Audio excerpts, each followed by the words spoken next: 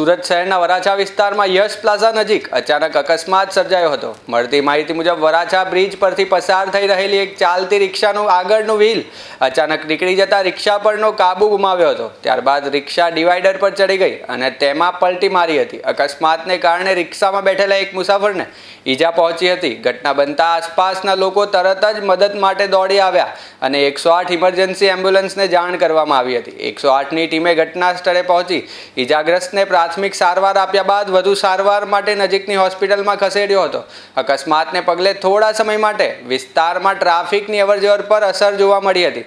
ઘટના સ્થળે મોટી સંખ્યામાં લોકો એકત્ર થઈ ગયા હતા। મળતી માહિતી મળતા પોલીસ પણ સ્થળ પર પહોંચી હતી અને અકસ્માત અંગેની વિગતો મેળવી આગળની કાર્યવાહી હાથ ધરી હતી।